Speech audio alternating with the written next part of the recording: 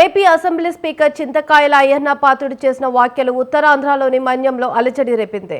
విశాఖలో పారిశ్రామికవేత్తల సమావేశంలో అయ్యన్న పాత్రుడు మాట్లాడుతూ టూరిజం అభివృద్ధికి 1/70 చట్టం ఆటంకంగా ఉందని సవరించడానికి అధికారులు లోతైన అధ్యయనం చేయాలని అయ్యన్న వ్యాఖ్యలను ఖండిస్తూ రాష్ట్ర ఆదివాసీ గిరిజన సంఘం రాష్ట్ర కమిటీ నిరసన కార్యక్రమాలకు శ్రీకారం చుట్టింది.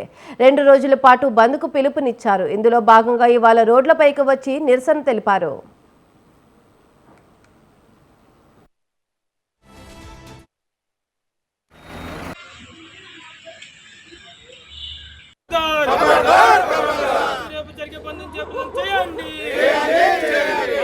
వాక్యాలను ఖండించండి. ఆదివాసుల ఐక్యత, ఆదివాసీ, ఆదివాసీ.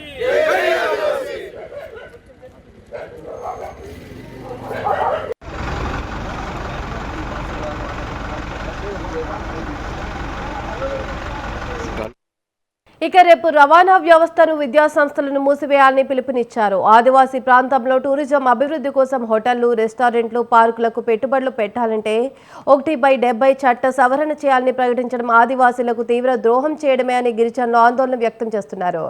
అయ్యన్న పాత్రుడు వ్యాఖ్యలు వ్యక్తిగతమా లేక ప్రభుత్వ విధానమా? వైఖరి స్పష్టం చేయాలని ఆదివాసీ గిరిజన సంఘాలు డిమాండ్ చేశాయి.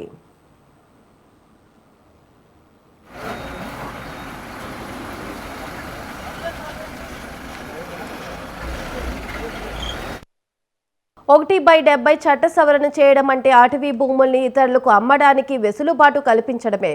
ఇదే ఆదివాసుల ఆందోళనకు ప్రధాన కారణమైంది. బాధ్యతాయుతమైన పదవిలో ఉండి కీలక కామెంట్స్ చేస్తే, ప్రభుత్వం ఆ దిశగా ఆలోచన చేస్తే తమ పరిస్థితి ఏంటన్న భయం వారిని వెంటాడుతోంది.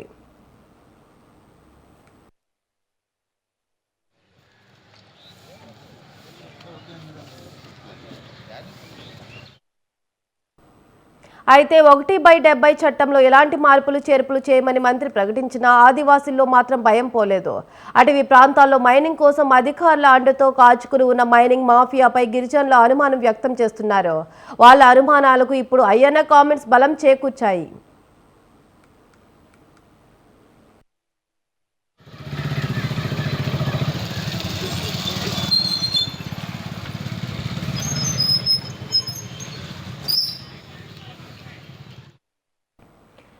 ఇదే విషయంపై మరింత సమాచారం చిట్టిబాబు ఫోన్లో అందిస్తారు.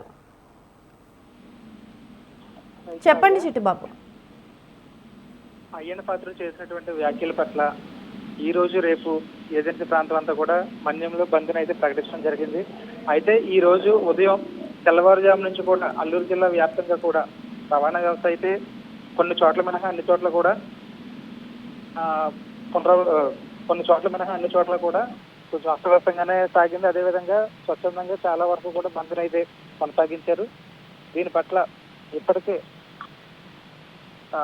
ఏదైతే ప్రభుత్వం ఉందో ఆంధ్రప్రదేశ్ ప్రభుత్వం టీడీపీ కూటమి మినహా మిగతా పార్టీలన్నీ కూడా వైసీపీ పార్టీతో కలుపుకొని సిపిఎం, సిపిఐ అదేవిధంగా గిరిజన సంఘాలన్నీ కూడా బంద్కి పూర్తిగా మద్దతు తెలిపాయి. అయితే దీనిపై ఈ రోజు రేపు జరగాల్సిన బంద్ కోసం కూడా ఇంకా ప్రణాళికలు ముందుకు వేసుకుని రేపు కూడా బంద్ను విస్తృతం చేసే విధంగా గిరిజన సంఘాలు కానీ ఆదివాసీ సంఘాలు కానీ దీన్ని మరింత ఉధృతం చేసే అవకాశం కనిపిస్తుంది.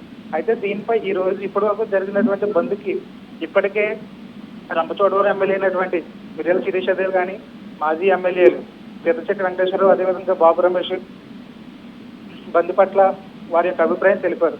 అయితే జీవో నెంబర్ 3 గత నుంచి కూడా ఉండడం వల్ల ఇక్కడ ఏజెన్సీ ప్రాంతంలో ఉండేటువంటి ప్రతి పోస్టు కూడా గిరిజనులకి చెందేలాగా రూపొందించడం జరిగిందని, అదేవిధంగా అయ్యన్న పాత్రుడు చేసిన వ్యాఖ్యలను వాళ్ళు సమర్థించుకుంటూ ఇప్పుడు ఏదైతే 1/70 యాక్ట్ ఉందో దాన్ని సవరించే విధానం అటువంటిది ఏమీ లేదని చెప్పేసి గిరిజనులందరూ ధైర్యంగా ఉండాలని చెప్పేసి ఇప్పటికే చెప్పడం జరిగింది. అదేవిధంగా ముఖ్యమంత్రి నారా చంద్రబాబు నాయుడు కూడా ట్విట్టర్ వేదికగా ఏదైతే 1/70 ఉందో దాన్ని అయితే తొలగించే ఉద్దేశం లేదని, అదేవిధంగా 1/70 రావడంతో గిరిజనులకైతే స్వేచ్ఛాయుతమైన జీవితం ఉందని చెప్పడం జరిగింది. అంతేకాకుండా ఇప్పటి వరకు తీసినటువంటి ఏదైతే జీవో నెంబర్ 3 కానీ ఇవన్నీ కూడా గత ప్రభుత్వంలో అస్తవ్యస్తమయ్యే తప్ప ఎన్డీఏ ప్రభుత్వంలో అయితే దానికి ఎటువంటి డోకా లేదని చెప్పి అయితే ఇప్పటికే ట్విట్టర్ వేదిక చెప్పడం జరిగింది.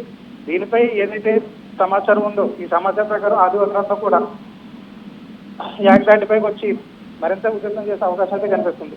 దీనిపై ఇంకా ఈ రోజు గడిచిన తర్వాత రేపు ఉదయం మరింత బలపడే అవకాశం అయితే కనిపిస్తుంది ఇక్కడ. Right, thank you Chittibabu.